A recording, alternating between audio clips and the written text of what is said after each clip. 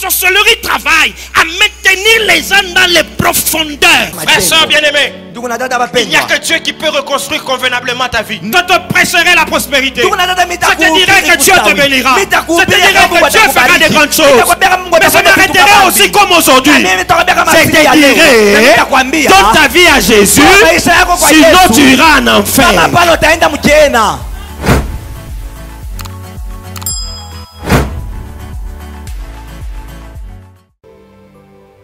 Tu es notre Père, tu es notre Dieu, tu es notre Roi.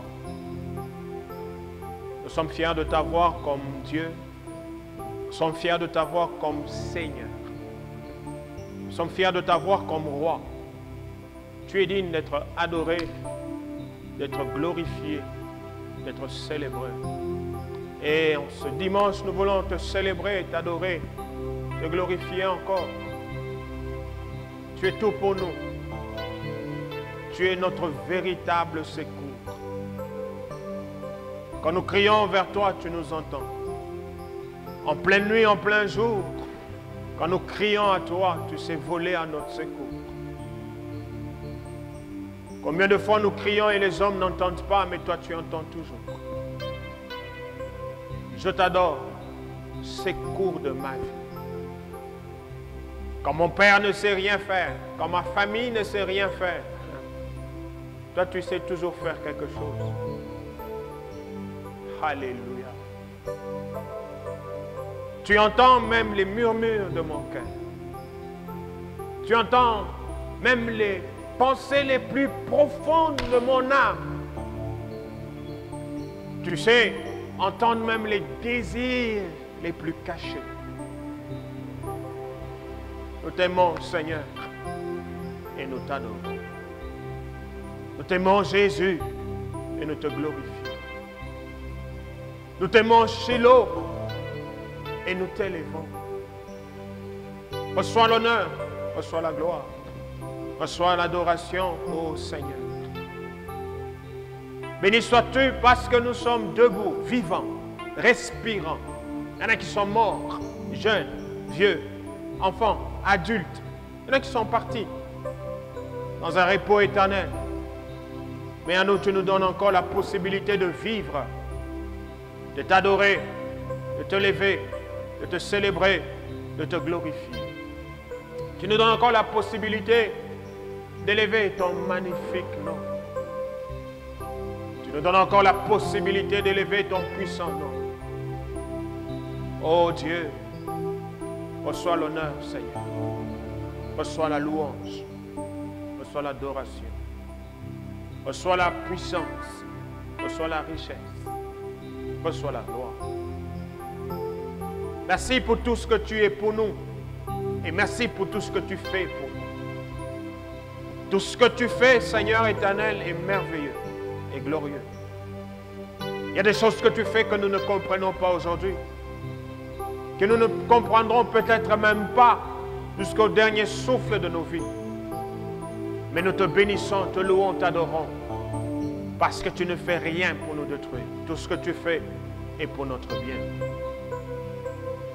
Rien n'est fait par toi avec comme objectif de nous faire du mal. Tout ce que tu fais est pour notre bien. Nous t'adorons, nous te levons, nous te célébrons, nous te glorifions. Quelle joie d'être dans ta présence. Quelle joie de nous tenir devant toi. Quelle joie, Seigneur éternel, notre roi, de nous tenir dans ta présence pour t'adorer, pour te célébrer, pour écouter ta parole, cette parole de vie, cette parole qui nous sanctifie, cette parole qui nous apporte la joie et la paix. Cette parole qui sait nous transformer, qui sait nous changer, qui sait nous libérer. Cette parole, Seigneur éternel, qui sait nous illuminer dans ce monde plein de ténèbres. Cette parole qui sait nous aider à continuer à croire en toi, à continuer à compter sur toi, à continuer à te faire confiance. Béni sois-tu, Père, pour ce privilège que tu nous donnes. Bénis ces instants. Saint-Esprit, règne et domine. Parle à mon cœur. Parle au cœur de chacun d'entre nous. Parle au cœur de celui qui nous écoute. Parle à mon cœur, Seigneur éternel, que ta parole remplisse ma vie. Que ta parole remplisse nos vies et qu'elle nous transforme. Que cette parole nous arme. Que cette parole nous donne ce que le monde ne peut pas nous donner. Que cette parole, Seigneur, nous accorde ce que le monde ne peut nous accorder. Afin que dans cette vie, que nous puissions nous en sortir. Béni sois-tu, Seigneur Jésus, pour tout. Merci, Père. Dans le nom de Jésus, nous avons prié ensemble. Nous disons Amen. Shalom, bien-aimé. Que Dieu te bénisse pour ces instants que tu nous accordes. Nous sommes dans sa présence et nous voulons partager sa parole. Quelle joie de te savoir en vie. Aujourd'hui, 10 mai 2020, quelle joie de te savoir en vie. Il y en a qu'on a enterrés, il y en a qui continuent à être enterrés. Mais nous sommes en vie parce que, tout simplement, il nous a fait grâce de vivre. Et c'est une grande joie de te savoir debout. Et nous voulons partager sa parole comme nous l'avons annoncé au courant de ce mois de mai plutôt. Nous allons partager sa parole sur le trône de grâce, source de montée. Le trône de grâce, source de montée. Et chaque dimanche au courant de ce mois de mai, nous reviendrons pour parler de cela. Mais nous allons aussi nous prosterner devant le trône de grâce. Nous allons aussi nous tenir devant ce trône pour invoquer le Seigneur afin que chacun de nous puisse monter. Alléluia. Lisons Hébreux chapitre 4, verset 16.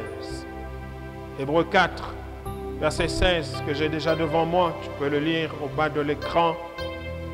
Hébreux 4, verset 16, la Bible dit: approchons-nous donc avec assurance du trône de la grâce, afin d'obtenir miséricorde et de trouver grâce pour être secourus dans tous nos besoins. Je reprends. Approchons-nous donc avec assurance du trône de la grâce, afin d'obtenir miséricorde et de trouver grâce pour être secourus dans nos besoins. Ecclésiaste chapitre 9. Ce sont là nos deux versets phares. J'introduis aujourd'hui et dimanche prochain nous allons continuer. Ecclésiaste 9, verset 11, un des passages que la plupart d'entre nous connaissent. J'ai encore vu sous le soleil que la course n'est point aux agiles, ni la guerre aux vaillants, ni les pains aux sages, ni la richesse aux intelligents, ni la faveur aux savants, car tout dépend pour eux du temps et des circonstances. Alléluia.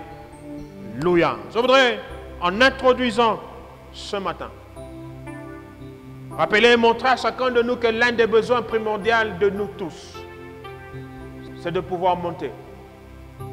C'est un besoin. Chacun de nous veut monter. Monter ici comme une progression. Monter comme une évolution. Monter comme une élévation. Personne d'entre nous ne veut rester au même endroit, avec les mêmes choses, avec les mêmes problèmes, avec les mêmes difficultés. Chacun veut monter, chacun veut changer, chacun veut progresser, chacun veut percer, chacun veut évoluer. Personne ne veut rester au même endroit. C'est un sentiment, c'est un besoin, que ce soit pour les adultes, que ce soit pour les jeunes, même pour les enfants, même pour les vieux. Chacun veut aller de l'avant, progresser, changer de niveau, monter. Et autour de ce besoin, chacun utilise les moyens qu'il veut. Tout le monde est libre et il a droit à utiliser tous les moyens qu'il veut pour parvenir à monter. Chacun utilise toutes les armes qu'il a en sa possession pour monter. Mais nous voulons voir pendant ce mois de mai qu'il est possible aussi de monter par la grâce. Alléluia. Alléluia. La grâce, aujourd'hui au 21e siècle, est un concept absurde. Aujourd'hui au 21e siècle, quand on parle de grâce, on a tendance à croire que quand on parle de grâce, ou quand on pense vivre la grâce, on trompe dans la paresse, on trompe dans le fainéantisme, on trompe dans la négligence. La grâce est absurde aujourd'hui. La grâce est indigeste aujourd'hui. Parce que la grâce, par définition, est une faveur imméritée. Aujourd'hui, nous sommes dans un siècle où l'effort est de rigueur, la force est de rigueur, l'intelligence est de rigueur, les capacités sont de rigueur pour pouvoir monter. Nous voulons parler de cette grâce au courant de ce mois de mai. Absurde ou indigeste, la grâce reste un élément fondamental de l'évangile. Notre Dieu est un Dieu de grâce, assis sur un trône de grâce. Et nous voulons monter par grâce. Alléluia. C'est comme ça qu'il dit, approchons-nous donc avec assurance du trône de la grâce. Qu'est-ce que nous allons chercher au trône de la grâce? Nous allons au trône de la grâce pour être secourus dans tous nos besoins. Nous allons au trône de la grâce, pas comme des hommes forts, pas comme des vaillants, pas comme des hommes intelligents, mais nous allons au trône de la grâce comme des gens qui ont besoin de soutien. Comme des gens qui ont besoin que quelqu'un de fort les tire de là où ils sont. Je dis que je suis en train d'introduire. Aujourd'hui, pour monter dans notre monde, comme dans le monde de Salomon, plusieurs données doivent être mises en jeu. Et il y en a 4. Je vais ajouter une 5e donnée et nous arrêter là aujourd'hui en guise d'introduction. Pour monter, pour percer, pour évoluer, pour aller loin, plusieurs données doivent être mises en jeu. Si ces données ne sont pas présentes, si ces données ne sont pas sur la table, on dira qu'il n'y a pas de montée pour toi. On dira qu'il n'y a pas de percée pour toi. On dira qu'il n'y a pas d'évolution pour toi. Dans notre monde, comme dans le monde de Salomon qui écrit Ecclésiaste 9, 11, la première donnée, c'est l'agilité. L'agilité. Par agilité, ici, j'entends la rapidité. Salomon, en écrivant, il prend ça de manière négative, en disant, la course n'est point aux agiles.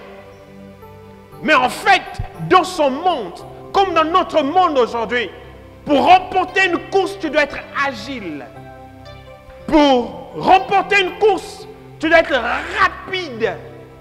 Et aujourd'hui, plus que hier, nous sommes dans un monde où la rapidité est de rigueur. C'est comme ça que, par exemple, aujourd'hui, nous sommes passés de la 2G à la 3G, à la 4G. Nous sommes en train d'aller vers la 5G. Le seul problème, c'est lequel? La rapidité dans tout ce que nous faisons. La rapidité dans la vie de tous les jours permet à quelqu'un d'être le premier ou d'être le dernier dans ce qu'il fait. Permet à quelqu'un d'arriver avant les autres ou d'arriver en arrière-plan. L'agilité. Dans notre monde, si tu n'es pas agile, si tu n'es pas rapide, tu n'es pas un candidat à la progression. Ce sont les premiers qui ont les premiers postes. Ce sont les premiers, les plus rapides, qui ont les bonnes choses. Ce sont les plus rapides qui entrent dans des grandes portes. Ce sont les plus rapides qu'on entend, qu'on écoute, qu'on connaît. Ce sont les plus rapides qui sont appelés à briller. Deuxième donnée qui est mise en jeu aujourd'hui, comme dans le monde de Salomon, pour monter, c'est la vaillance. La vaillance. Si tu n'es pas vaillant, tu ne gagneras rien du tout. C'est comme ça qu'il dit, la guerre n'est pas aux vaillants. Mais dans son monde, il a vu que pour gagner des guerres, il faut être vaillant. Au 21e siècle, pour gagner des guerres, pour gagner des batailles, pour gagner des combats, tu dois être vaillant. Si tu n'es pas vaillant, tu ne remportes aucune bataille, tu ne remportes aucune guerre. Si tu n'es pas vaillant, alors on t'engloutira. Si tu n'es pas vaillant, on t'écrasera. Si tu n'es pas vaillant, on t'écartera. Nous sommes dans un monde où nous devons tous être des vaillants pour nous en sortir.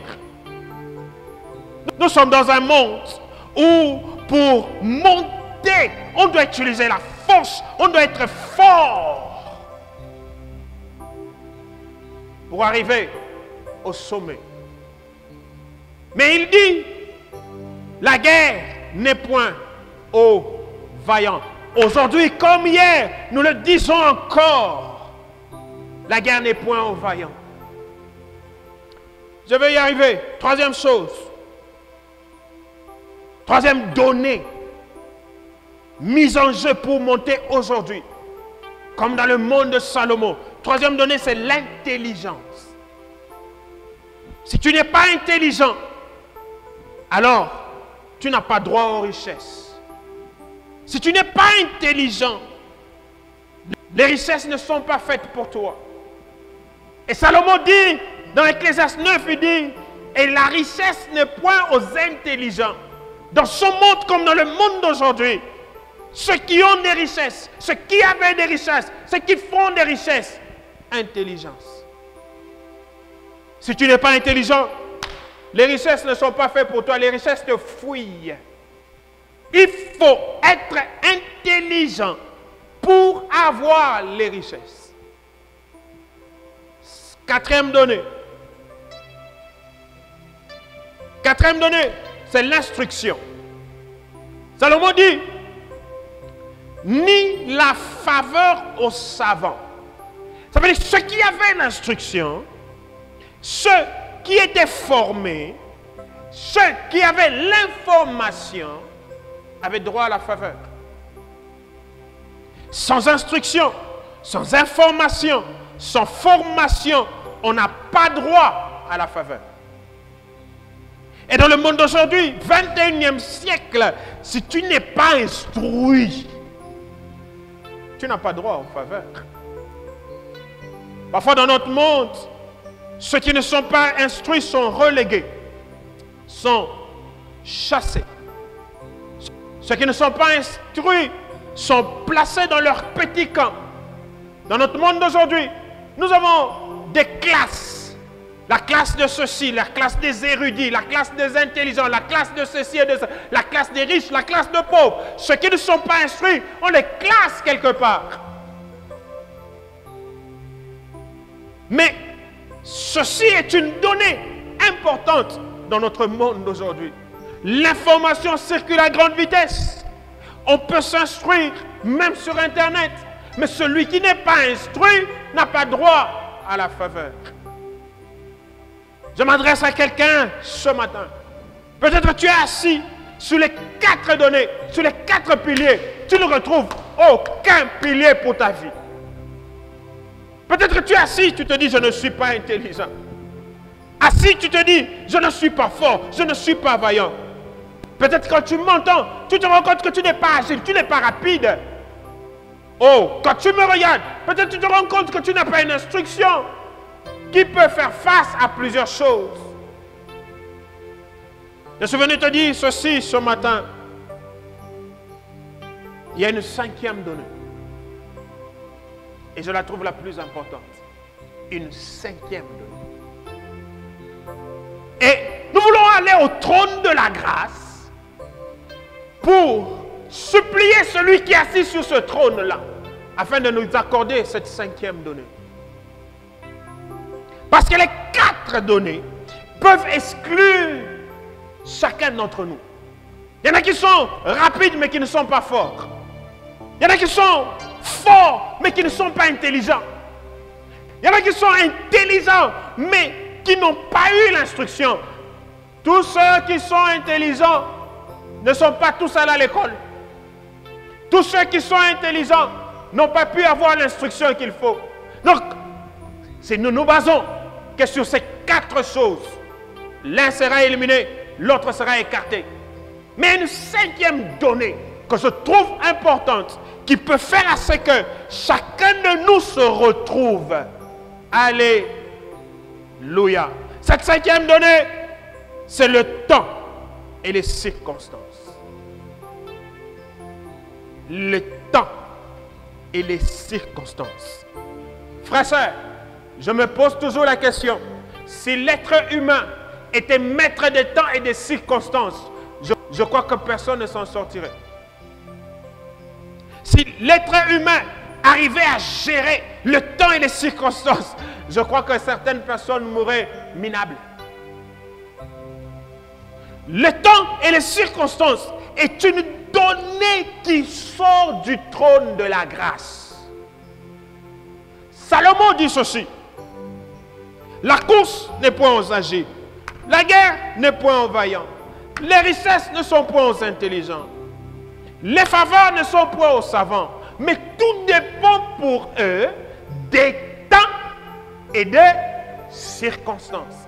Ça veut dire quoi? Il peut être intelligent, ayant droit selon le monde d'avoir les richesses, mais les temps et les circonstances ne lui sont pas favorables et il n'aura pas les richesses. Il peut être vaillant, fort, capable de remporter les guerres, mais les temps et les circonstances ne lui sont pas favorables, il ne peut rien faire. Ça veut dire, quoi qu'on fasse, quoi qu'on ait, il y a une donnée que toi et moi nous ne maîtrisons pas. C'est le temps et les circonstances. Alléluia. Tu peux être intelligent comme tu veux, mais tu ne maîtriseras pas les temps et les circonstances. Tu peux être fort comme tu veux, mais tu ne maîtriseras pas les temps et les circonstances. Tu peux avoir toute l'instruction que tu veux, mais les temps et les circonstances t'échapperont. Tu peux être rapide, très rapide même comme tu veux, mais les temps et les circonstances t'échapperont. Bien-aimés frères et sœurs, je ne refuse pas que tu sois agile, non.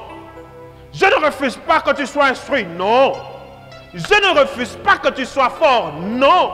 Je ne refuse pas non plus que tu sois intelligent, non. Au-delà de ces 4 données, il y a une donnée qui nous échapperont tous. Le temps et les circonstances. Et les temps et les circonstances sont une donnée, comme je l'ai dit, qui provient du trône de la grâce. Daniel chapitre 2, verset 21. Quand Daniel parle, quand il prie, il dit, il est celui qui change les temps et les circonstances. Dans la version Semeur, on dit, il change les temps et il modifie. J'aime le verbe modifier. Il modifie les circonstances. Ça veut dire, il est capable, les choses sont déjà établies, les choses sont déjà faites, les choses sont déjà conclues. Il vient, il les modifie. Dans le nom de Jésus, je prie que Dieu modifie quelque chose pour toi. Je prie que Dieu modifie ce qui a déjà été établi pour toi. Je déclare une modification des circonstances en ta faveur au nom de Jésus. C'est possible. C'est pourquoi le trône de grâce existe. C'est pourquoi nous pouvons aller devant ce trône, monter avec assurance, sachant que nous n'avons pas toutes les cartes. Frère, soeur, laisse-moi te dire ceci. Tu n'as pas toutes les cartes avec toi. Tu peux avoir la carte de la rapidité. Tu peux avoir la carte de l'intelligence. Tu peux avoir la carte de la force. Tu peux avoir la carte de l'instruction. Mais la carte du temps et des circonstances, tu ne l'as pas. Celui qui a cette carte, c'est celui qui est assis sur le trône de grâce. Alléluia. Et pendant ce mois de mai, nous voulons aller vers celui qui a cette carte-là, en lui disant, regarde Seigneur, nous sommes faibles à ce niveau, nous sommes limités à ce niveau, nous voulons que le trône de grâce intervienne. Ma prière en ce mois de mai, c'est que le trône de grâce intervienne en ta faveur, intervienne en ma faveur, intervienne en faveur de l'Église, intervienne en faveur de notre ville, intervienne en faveur de notre province. Le trône de grâce intervienne en faveur de ce pays. Le trône de grâce intervienne en faveur de ce continent au nom de Jésus. Un savant peut avoir les cartes avec lui, les cartes de la domination, les cartes de la frayeur. Il peut avoir des cartes avec lui, mais il n'a pas les cartes du temps et des circonstances. Je disais, au mois d'avril, quelqu'un peut être à l'origine de quelque chose. Il décide de commencer quelque chose, mais il ne sera jamais à la fin. Il ne saura jamais comment ça va se terminer exactement. Parce que ce n'est pas lui qui gère les temps. Ce n'est pas lui qui gère les circonstances. Heureusement pour nous, mes amis, Dieu est le seul maître des temps et des circonstances. Alléluia. Même pas le diable. Ce qui me réjouit ce matin, c'est que j'ai un Dieu qui sait gérer les temps et les circonstances. Je m'imagine si Satan avait le pouvoir sur le temps. Je m'imagine si Satan avait le pouvoir sur les circonstances. Si celui qui les manipulait, si celui qui les modifiait, si celui qui les gérait, nous serions perdus. Heureusement pour nous, un seul est assis sur le trône de grâce et un seul a la carte des temps et des circonstances. Je voudrais ce matin que chacun de nous s'arrête un moment et revienne au fond de lui. Dans ce monde, quand tu marches, quelle est la carte que tu présentes? Et j'aime le dire. Écoute-moi, je vais finir.